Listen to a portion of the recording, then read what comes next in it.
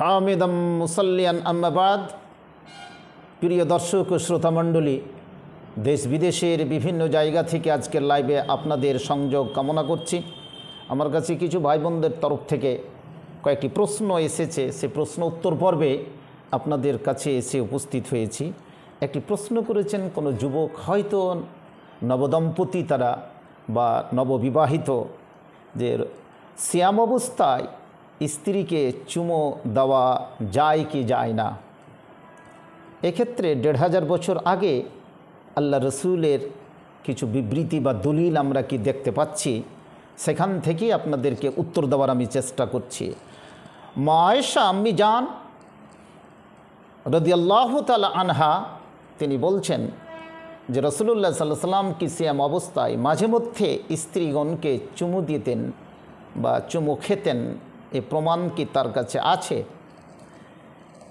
তবে একটি কথা, তিনি অত্যন্ত যৌনক্ষুধা নিবারণে শক্তিশালী ছিলেন তোমাদের কি অপেক্ষা।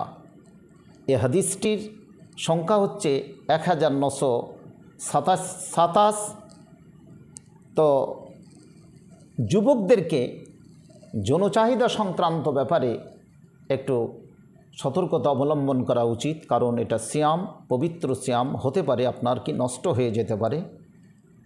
অবশ্যই এক্ষেত্রে আরও দুটো পর্যায়ে আমরা দলিল হিসাবে পরিবেশন করতে পারি। ইবনে উমারের কি বর্ণনায় তার রওয়ায়াত অনুসারে বলা যেতে পারে, নওজোয়ান কোনো যুবক আল্লাহ রসুলের কাছে আপন স্ত্রীকে চুমো দেওয়ার ব্যাপারে তিনি অনুমতি চেয়েছিলেন, কিন্তু আল্লাহ রসুল দেননি। পক্ষান্তরে একজন বৃদ্ধ মানুষ আল্লাহ রসুলের কাছে এই চুমু দেওয়ার ব্যাপারে অনুমতি চেয়েছিলেন, কিন্তু তিনি সেই বৃদ্ধ সাহাবীকে তিনি অনুমতি দিয়েছিলেন। এবং সেই বৃদ্ধ সাহাবী বলেন বা বৃদ্ধ লোকটি বলেছিলেন, আমার বিচলিত অবস্থা এবং চাঞ্চল্যকর অবস্থা দেখে আল্লাহ রসুল আমাকে যে সে অনুমতি দিতে বাধ্য হয়েছিলেন। এ রওয়ায়াতটি মুসনাদ আহমদ বর্ণনা করেছেন এবং খণ্ড নম্বর 2 পৃষ্ঠা নম্বর 581 দেখা যেতে পারে। সুতরাং এই মর্মে আমরা এই কথাটি বলতে পারি, আপনার আমাদের কতটুকু সেই যৌনক্ষুধা নিবারণে আমরা নিরূপণ করতে পারি বা সেটাকে কন্ট্রোল করতে পারি, সেদিকে লক্ষ্য রেখেই সেদিকে এগিয়ে যাওয়া উচিত। যে মূল্যবান রোজাটি বা সিয়ামটি যেন আমরা নষ্ট না করে দিই। আল্লাহু আলাম। আশা করি উত্তরটি আপনারা পেয়েছেন বা বুঝতে পেরেছেন। নেক্সট আরেকটি আমার কাছে কি প্রশ্ন এসে উপস্থিত হয়েছে যে সাহারি সাধারণত আমরা দেরি করে খাই কেন? এই প্রশ্নটি বুঝতে পারছি না। অবশ্যই এই প্রশ্নটি একজন বোনই করেছে কি যে সাহারি দেরি করে খেতে হবে এবং রোজা না ইফতার তাড়াতাড়ি করতে হবে। সাধারণত এটা আমরা শুনে থাকি, শুনে নয়, এটা একটি হাদিস যেটা আমরা বাংলায় অনুবাদ করে থাকি।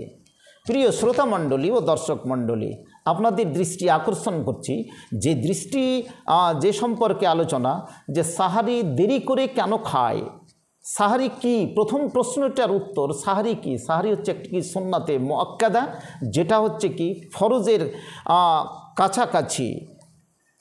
এর প্রমাণ আবু ইয়ালাতে আমরা উক্ত বক্তব্যের আমরা সনদ বা প্রমাণ কি পেয়ে যেতে পারি। হাদিস নম্বর 3340 নম্বর হাদিসটা আমরা দেখে নিতে পারি।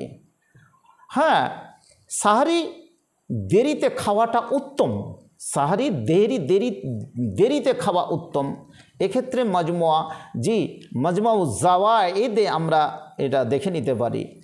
সাহারিকে সাধারণত সাহারিতে সাহাবায়ে কেরাম অতি তাড়াতাড়ি না করে তারা দেরিতে খেতেন, আর তার বিপরীতে ইফতারের সময় অতি তাড়াতাড়ি তারা ইফতার করার কি চেষ্টা করতেন। এক্ষেত্রে আমরা মুসান্নাফ ইবনে আব্দুর রাজ্জাকের হাদিস থেকে আমরা উক্ত প্রমাণকে দেখে নিতে পারি। প্রিয় শ্রোতামণ্ডলী ও দর্শক মণ্ডলী, দুটি প্রশ্নের উত্তর আপনার কাছে কি রেখে দিলাম। সাহারি খাওয়া উত্তম দেরিতে, আর এর আগের প্রশ্নের উত্তরটি আপনারা পেয়ে গেছেন। আশা করি এর উপরে দলিল অনুসারে আমরা আমাল করব ইনশাআল্লাহ। আল্লাহু আ'লাম।